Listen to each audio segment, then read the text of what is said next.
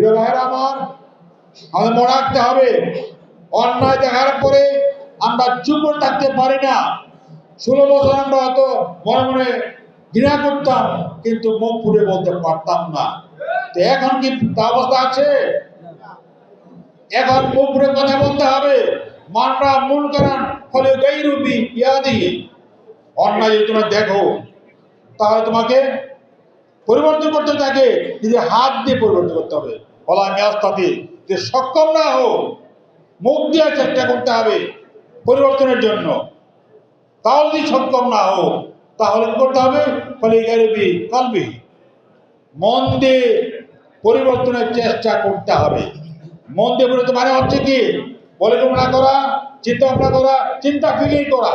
তাই প্রতিটি আলেম ওলামা, প্রতি দিনদার ব্যক্তির জন্য চিন্তা ফিকির করা হচ্ছে সমানীয় করে দিতে। এরপর সামর্থ্য মতো মুখ দিয়ে এবং হাত দিয়ে চেষ্টা করতে হবে। আমরা যদি সমর্থনের মাধ্যমে, চিন্তা ফিকিরের মাধ্যমে এই কাজ করতে পারি, তাহলে বাংলাদেশে অন্যায়, অবিচার, জুলুম থাকতে পারে না। আজকে যেখানে যাবেন জুলুম চলছে। এই সরকারের পতনের পরে নব্য শক্তি অবরুদ্ধ হয়েছে, যারা জুলুম করে বেড়াচ্ছে। আমাদের এক ভাইয়ের কথা বলা হয়েছে, কুমিল্লার সহসভাপতি মাওলানা জহিরুল ইসলাম সাহেবকে জেলে পাঠানো হয়েছে মিথ্যে মামলা দিয়ে। দুর্ভাগ্য, কারা পাঠিয়েছে? যারা নতুন করে বাংলাদেশে আবার দানবীয় শক্তি হতে চায় তারা পাঠিয়েছে। মনে রাখতে হবে, আওয়ামী লীগ পতিত হয়েছে, যারা আওয়ামী লীগকে আবার উড়াতে চায়। আপনি সমর্থন করেন আওয়ামী লীগ উঠানো? যারা চাচ্ছে, মনে মনে চাচ্ছে আওয়ামী লীগকে উঠিয়ে বিরোধী করার জন্য, ইসলাম মন্দিরকে যাতে বিরোধী না হতে পারে ব্যবস্থা করার জন্য, একে আমরা সমর্থন করবো? আমরা করতে পারি না। মনে রাখতে হবে, যদি আমরা ইসলাম মধ্যে ঐক্যবদ্ধ হতে পারি, প্রকৃত চেষ্টা চলছে। আমরা প্রস্তাব দিয়েছি, সব দলকে আমরা আহ্বান করেছি, বলেছি এক আসনে এক ইসলামী বাক্য দাঁড় করাতে হবে। আর বাকি ইসলামপন্থীরা তাদের সাহায্য করতে হবে, সমর্থন করতে হবে।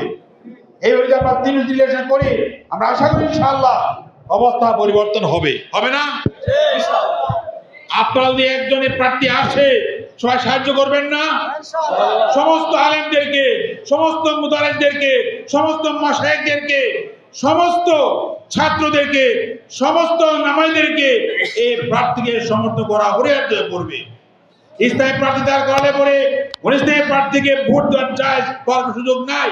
চিন্তা করে দেখতে আপনাদেরকে ইমানের দাবি ইসলামের সাহায্য করা, ইসলামের সমর্থন করা। যিনি সমর্থন করতে রাজি নন তিনি কিসের মুসলমান? প্রিয় ভাইরা আমার, কাজে আপনাদের অনুরোধ আছে জাতির কাছে পৌঁছে দিবেন এই কথাটি। ইসলামকে সমর্থন করা হচ্ছে সবার দায়িত্ব। এটা হচ্ছে খারাপ মানুষের দায়িত্ব না, আমাদের কবির দায়িত্ব না, সব মানুষের দায়িত্ব। যারা ইমানদার বিশ্বাস করে, যারা নামাজ পড়ে, সবার দায়িত্ব হচ্ছে ইসলাম প্রতি মানুষকে নির্বাচনে সমর্থন করা। আমরা চেষ্টা করছি, আপনারা দোয়া করেন যাতে আমরা ঐক্যবদ্ধ হতে পারি। কমপক্ষে ঐক্যবদ্ধ হবে আমরা প্রার্থী দাঁড় করাতে পারি। আমরা চাই না এদেশে আবার নতুন ফেসিবাদ জন্ম লাভ করুক। আমরা চাই না পতিত আওয়ামী লীগ আবার পুনর্বাসিত হোক। যারা চেষ্টা করছে আওয়ামী লীগকে পুনর্বাসনের মাধ্যমে এই সমাজে আবার নতুন করে ফেসিবাদের উন্নয়ন করার চেষ্টা করছে, এদেরকে আমরা পছন্দ করি না, এদেরকে সমর্থন করি না। আপনারা সমর্থন করবেন না। আপনাকে দাঁড়াতে হবে যে আমরা আওয়ামী লীগ ফেসিবাদের যারা দোষর, যারা সাহায্যকারী, যারা টাকা খায় তাদেরকে সাহায্য আশ্রয় দিচ্ছে, প্রশ্রয় দিচ্ছে, তার কাছে চাই তাদেরকে আমরা সমর্থন করি না।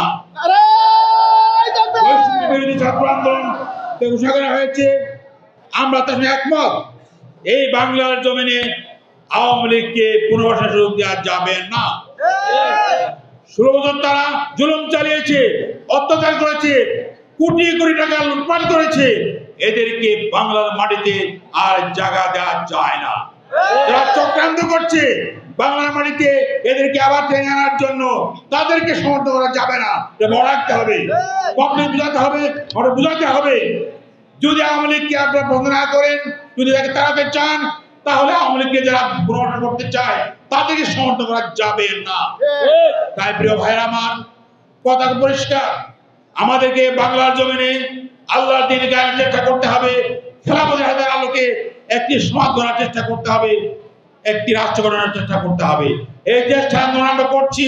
এই আন্দোলনে আপনারা আমরা সবাই মিলে জনগণ সহ এই সমর্থন করতে হবে, এর কোনো বিকল্প নাই। আপনারা সব দল দেখেছেন, সব পার্টি আপনারা দেখেছেন, আপনারা দেখেন নাই ইসলামী দলগুলোকে ক্ষমতায় বসে দেখেন নাই।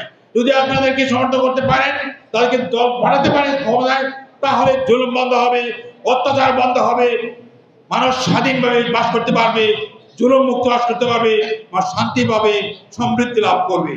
ইসলাম সমৃদ্ধির আদর্শ, ইসলাম শান্তির আদর্শ, ইসলাম জুলুম মুক্তির আদর্শ, বৈষম্য বিরোধী আদর্শ। বৈষম্য বিরোধী আন্দোলন চাইলে, বৈষম্য বিরোধী সমাজ চাইলে ইসলামের কোনো বিকল্প নাই। জুলুম মুক্ত সমাজ চাইলে ইসলামের কোনো বিকল্প নাই। চুর মুক্ত, ডাকাতি মুক্ত এবং দুর্নীতিমুক্ত সমাজ চাইলে ইসলামের কোনো বিকল্প নাই। স্বাধীনভাবে বাঁচতে চাইলে, শান্তিভাবে বাঁচতে চাইলে ইসলামের কোনো বিকল্প নাই। তাই প্রিয় ভাইরা আমার, এই কথাগুলো আপনারা মানুষকে বোঝাবেন। আজকে বসে থাকার সময় নাই, আপনাদেরকে নতুন গতিতে আন্দোলন করতে হবে, দাওয়াত বোঝাতে হবে, ঘরে যেতে হবে, মানুষকে বোঝাতে হবে, যারা বুঝতে পারছে না তাদেরকে বোঝাতে হবে।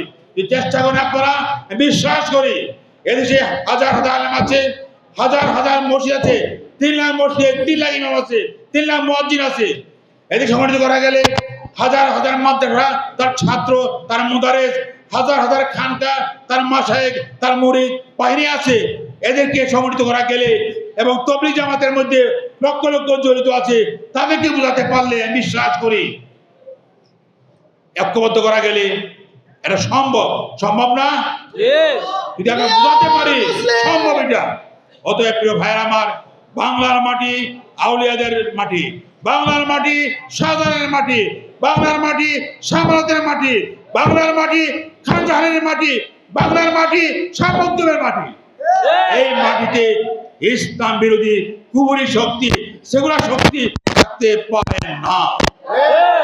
আমরা চাই এখানে ইসলামের আলো আবার জ্বলে উঠুক, ইসলাম ক্ষমতায় বসে দেশকে আলোকিত করুক, মানুষের শান্তি দান করুক, মানুষের সমৃদ্ধি দান করুক, মানুষের সুখ দান করুক দুনিয়াতে বা আখিরাতে।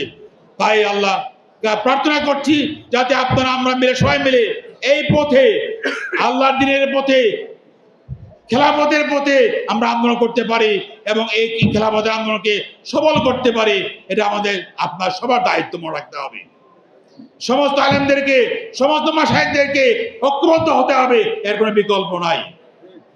প্রিয় ভাইয়েরা আমার, মনে রাখতে হবে আগামী দিনে নির্বাচনগুলোতে সব ইসলামী দল এক হয়ে প্রার্থী দান করতে হবে, এর কোনো বিকল্প নাই। আমরা লাভ করেছি, সবাই বলছে নীতিগত আমরা একমত, ও একমত নীতিগতভাবে কার্যত হবে কিনা সামনে দেখা যাবে। আপনারা দোয়া করেন যাতে আমরা সফল হতে পারি। আমরা বিশ্বাস করি যদি আলেম ওলামারা এক হয়ে এক প্রার্থী দাঁড় করাতে পারে, আর যদি সমস্ত দিনদার লোকেরা তার সমর্থন জ্ঞাপন করতে পারে, তাহলে বাংলাদেশের চেহারা পাল্টে যাবে। বাংলাদেশে আবার সোনালী যুগ ফিরে আসবে, সুন্দর যুগ ফিরে আসবে, শান্তির যুগ ফিরে আসবে। এই দিন অপেক্ষা আমরা করছি, আপনারা অপেক্ষা করছেন। আমি দোয়া করছি আল্লাহর কাছে যে আল্লাহ আমাদের কবুল করেন, যাতে আল্লাহ রহমত দান করেন। যেভাবে আমরা ফেসিবাদ দাঁড়িয়েছি, ঠিক সেইভাবে আমরা সেকুলার তন্ত্র, সেকুলার রাজনীতি বাংলাদেশ থেকে বিদায় করবো ইনশাআল্লাহ। ইসলামের রাজনীতি, খেলাফতের রাজনীতি, ইসলামের তত্ত্ব এখানে জাগরিত হবে, কোন ইসলাম বিরোধী তত্ত্ব এখানে চলবে না। এর সাথে মনে রাখতে হবে ইসলাম বলেছে রাষ্ট্রীয়ভাবে যারা ইসলামপন্থী নয়, যারা মুসলমান নয়, এদের নিরাপত্তা প্রদান করতে হবে। মনে রাখা দরকার আগামী বিগত শাসক গোষ্ঠী চালাকি করে ইসলামের নাম ভাঙিয়ে তারা এদের মূর্তি ভেঙেছে, এদের মন্দির আক্রমণ করেছে। ইসলামের রাষ্ট্র হলে পরে আলেম ওলামারা এগুলো কখনই করে নাই, কখনই করবে না। ইসলামের রাষ্ট্র কায়েম হলে পরে এবার তো হয়ে গেল, কই কুমিল্লা তো আগে কোনো হয় নাই, হয়েছে কিছু হয় নাই। ইসলামের রাষ্ট্র হলে পরে হিন্দু ভাইয়েরা, বৌদ্ধ ভাইয়েরা, খ্রিস্টান ভাইয়েরা এখন যেভাবে আছেন এর চেয়ে অনেক ভালো থাকতে পারবেন। আপনার আশঙ্কার কারণ নাই। ইসলামের রাষ্ট্র মানে হচ্ছে সবার রাষ্ট্র, ইসলামের রাষ্ট্র মানে হচ্ছে সব মানুষের রাষ্ট্র। এই রাষ্ট্রে জাতি ধর্ম বর্ণ নির্বিশেষে ইনসাফ কায়েম হবে, জুলুম মুক্ত হবে, সবার অধিকার দেওয়া হবে, কাউকে পিছিয়ে ফেলে রাখা হবে না, কাউকে দমন করার চেষ্টা করা হবে না। আমরা রাষ্ট্র কায়েম করতে চাই। যে আসুন, সময় আর বেশি নেই, আমি আপনার শেষ কথা বলতে চাই, আসুন ঐক্যবদ্ধ হয়ে সুশৃঙ্খলভাবে আমরা আমাদের সংগঠন গড়ে তুলি এবং সাথে সাথে সমস্ত মানুষকে আমরা উদ্বুদ্ধ করার চেষ্টা করি এবং সমস্ত দলকে ঐক্যবদ্ধ করার মাধ্যমে আমরা এদিকে খেলাফত কায়েমের ব্যবস্থা করি। আল্লাহ আমাদের সবাইকে তৌফিক দিন, আমিন।